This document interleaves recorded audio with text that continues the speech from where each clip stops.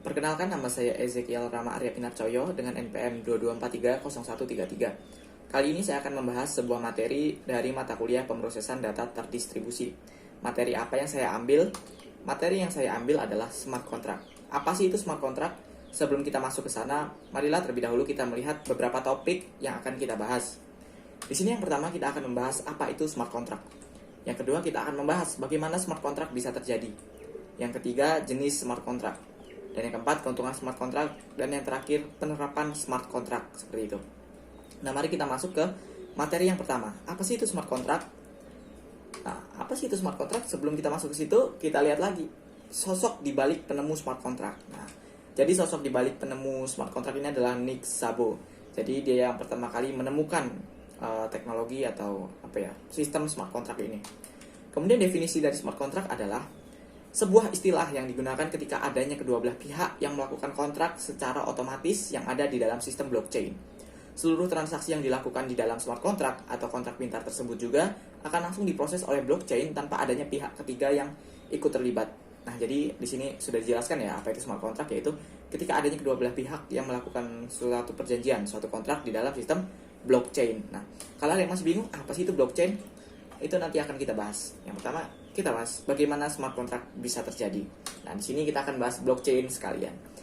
Seperti yang sudah dijabarkan di atas, smart contract menjadi mungkin karena adanya teknologi blockchain yang dapat mendesentralisasikan Ethereum kontrak pintar sehingga perjanjian yang telah dibuat dapat menjadi adil dengan tingkat kepercayaan yang tinggi.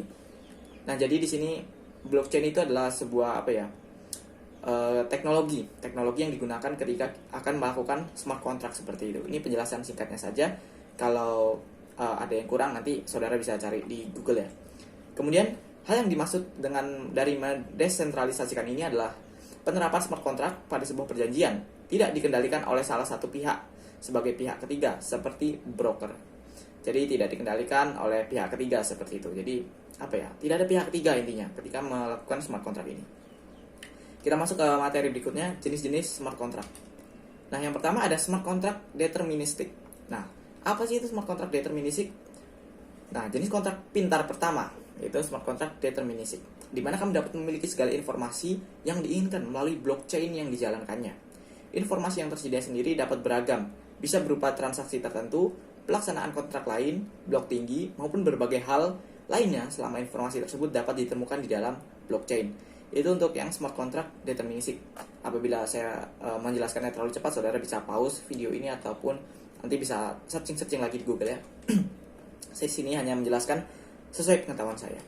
Kemudian di sini ada smart contract non deterministic. Nah, kalau yang tadi kan yang pertama smart contract deterministic, kita bahas yang kedua smart contract non deterministic. Jenis smart contract pintar yang kedua yaitu smart contract deterministic. Smart contract yang membutuhkan informasi eksternal ke blockchain. Hal ini yang membuat kontrak ini membutuhkan campur tangan seseorang maupun faktor keberuntungan yang tidak bisa didapatkan dari komputer. Informasi tersebut bisa saja didapatkan dari berbagai macam hal, seperti halnya laporan cuaca, hasil pemilihan, ataupun pertandingan olahraga ya, ataupun pertandingan olahraga ini.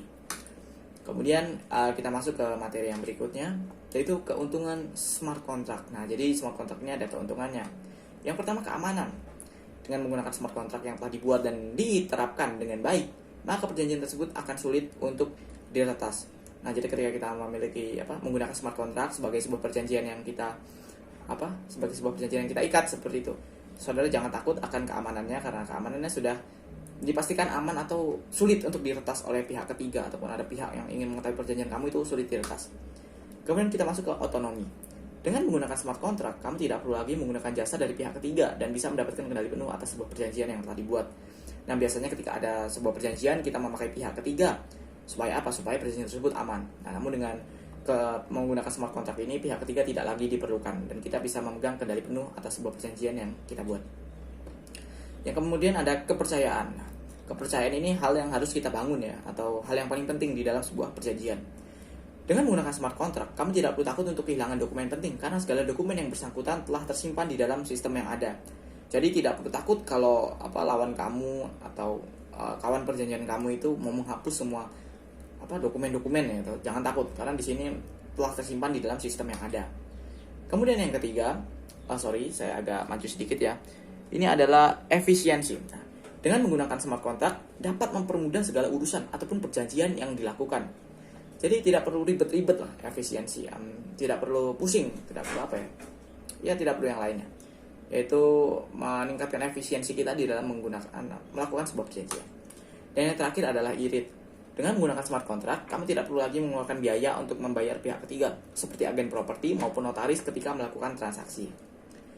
Nah, kita lanjut penerapan smart contract. Ini pembahasan kita yang terakhir. Apabila saya terlalu cepat, nanti para saudara bisa searching kembali di Google ya, ataupun di website-website lain.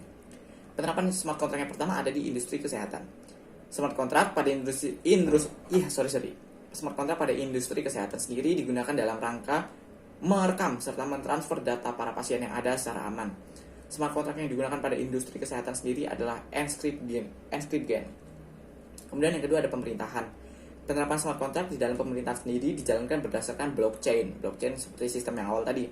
Dengan adanya penerapan kontrak pintar ini menjadi memungkinkan sistem pemungutan suara yang ada dapat berjalan secara lebih adil serta aman. Jadi jangan khawatir jika ada pemilu takut takut korup gitu kan, takut hasil suaranya nggak benar gitu. Jangan khawatir karena sudah ada penerapan smart contract di dalam sistemnya.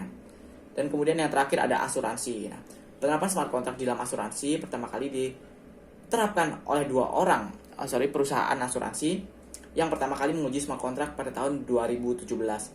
Nah, di sini nama perusahaannya itu Atlas Insurance di Malta serta AXA di Prancis.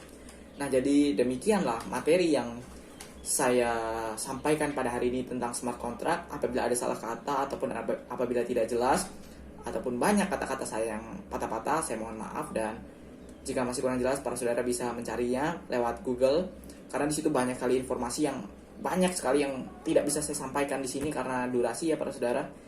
Nah, ini ada kata-kata yang membuat saya menjadi lebih termotivasi lagi. Semoga para saudara juga lebih termotivasi lah dengan kata-kata ini.